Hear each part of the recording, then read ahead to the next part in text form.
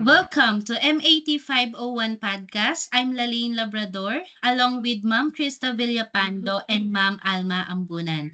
In this episode, we will share our insight on teaching experiences and discuss the continued relevance and applicability of the historical, philosophical, and psychological foundations of education to today's teaching and learning process. So let's begin. Before that, I will introduce myself. Good day. My name is Lalaine Labrador. I am currently teaching in a private institution, which is the Southeast Asia Institute of Trade and Technology.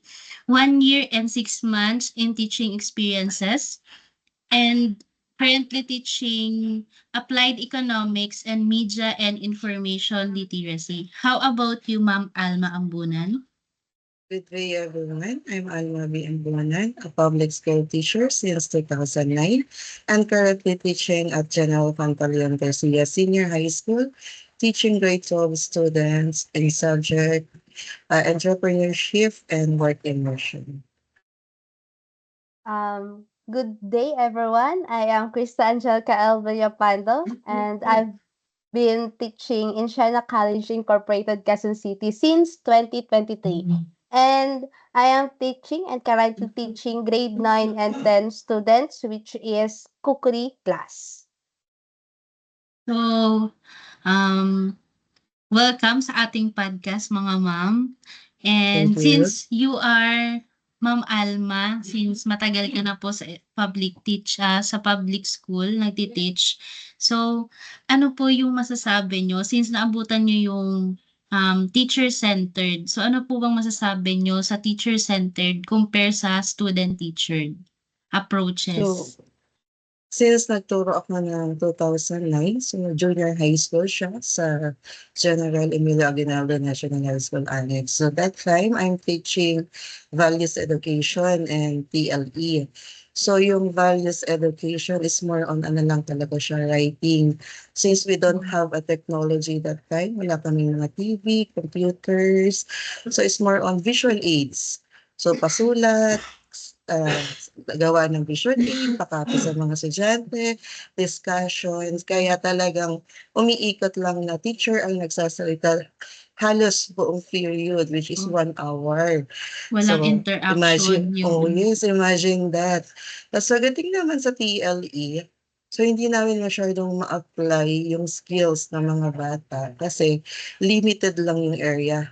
Yung kasi medyo maliit lang din yung school, walang laboratory, walang facilities para ma-enhance yung skills ng bata sa TLE. So, nangyayari is more on discussion lang talaga. Walang performance task, kumbaga. Unlike today, so di ba focus tayo ngayon sa mga performance tasks. Yes, kami nun ano, Ma'am Alma, naabutan din namin yung yung teacher-centered. Mga ano kami nun, yung elementary, yung buong elementary namin ay teacher-centered. Pero nung dumating na yung K to 12 curriculum, grade 7 kami, ayun na, Yes. nagulat na kami Mm. kasi kami na yung nagre-report sa unahan. Kami ng mga student. Yung teacher namin nasa likod na lang, nagbibigay na lang siya ng idea, yung mga um, ba yun yung mga insight niya about sa topic namin. Pero kami talaga yung nagtuturo na mismo dun sa mga kaklase namin. So, naging Yeah. facilitator na lang nun yung mga teacher. Hindi kayo nagkakalayo ng edad ni Krista, no? So, pareho Oo. lang mga Krista. Yeah. Unang Oo. batch, ma'am, kami ng K to 12. K to 12. Kayo ang unang batch ng K to Yes. 12. So, kayo grade 8 talaga naabutan niyo si Grade grade 11. 7. Oo. Grade Grade 7. 7. K Oo. to 12 na. Yung Kasi pag approach K-12 namin. na talaga, ano na eh, nagpapakita na usually ng mga skills. Oo, talagang doon ang nakatuto. So, next question. So, as a teacher, what approach do you like when teaching? So, is it progressivism ba, learning by doing, or constructivism? So, mas maganda talaga yung Ma'am, learning by doing. Di Yes. ba? Kasi, syempre, ano ka lang, discuss ka lang kung paano gagawin and let the students do the work.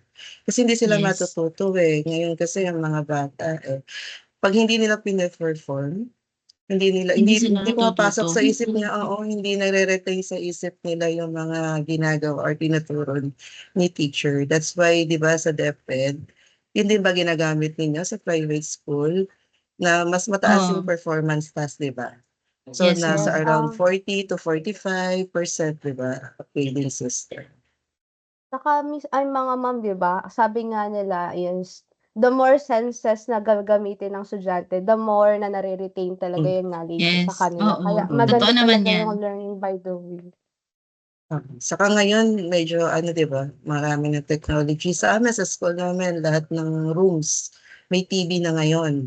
So, marami na kaming equipment na puwedeng gamitin para hindi na puro si teacher na lang ang nagsasalita, puwede silang Oo. manood ng videos, gayahin nila, and then yung performance nila puwedeng sila rin gagawa ng mga visuals nila. So, mas maganda talaga yung learning by doing Doing.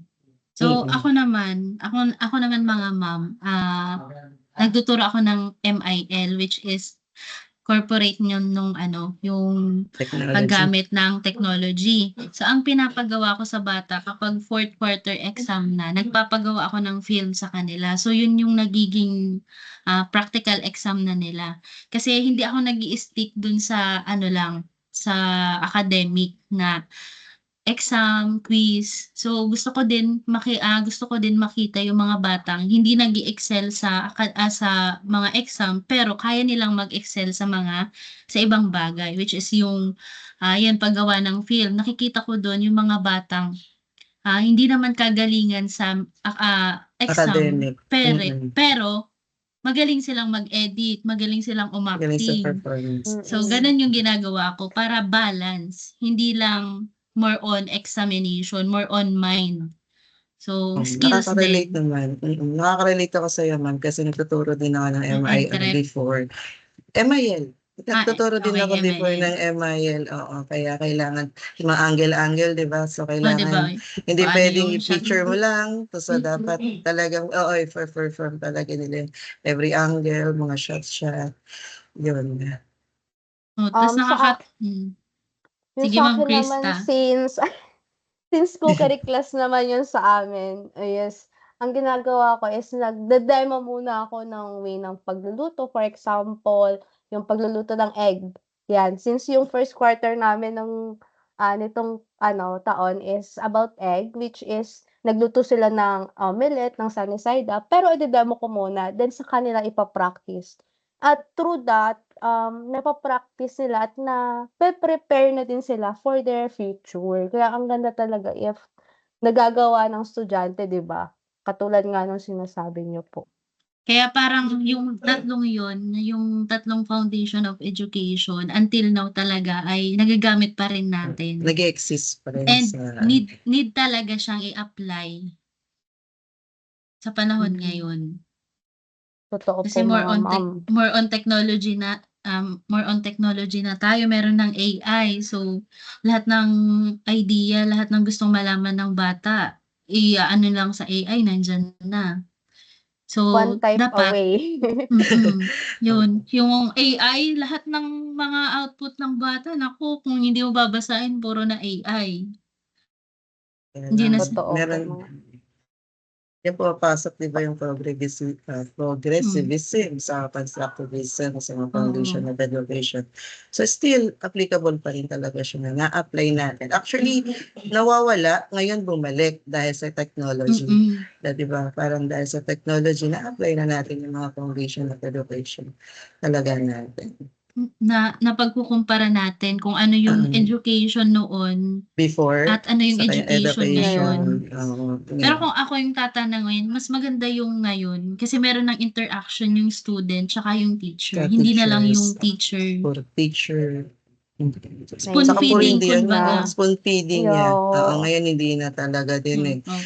Kasi kailangan Self talaga sila na self-paced na yung mga bata, oh, gawin mo 'yan, mag-search ka, gawin mo 'yan, search mo lang 'yan, oh, ayan na yung mga ano. Kaya mas magandang mag-aral ngayon daw, 'di ba, sabi kaya mas madaming magandang research. mag-aral ngayon. oo, Puro research ngayon, oo. 'di ba? Sa senior high school, ikaw ma'am Lalae, senior high school ka din. Oo, So, it's more on research. Entrep, Kailangan ng puro business talagang plan, mag-iisip yung proposal. bata ng ng product nila, kung anong Parang lahat kakaibang ng subject product. yata ngayon may may May research. research, oo, Oo, Oo. Pilipino sa piling lang, research din. Kasi nga gusto research nila, ma-enhance Sa yung skills and science. knowledge ng bata. Hindi yung ng puro si bata. teacher yung nag-feed. So, Yes. So, may idadagdag pa po ba kayo, Ma'am Krista and Ma'am Alma, sa ating usapan? I think it's enough na. Wala na. Wala na. So, Medyo matagal na yung napag-usapan. sige. So, That would be all.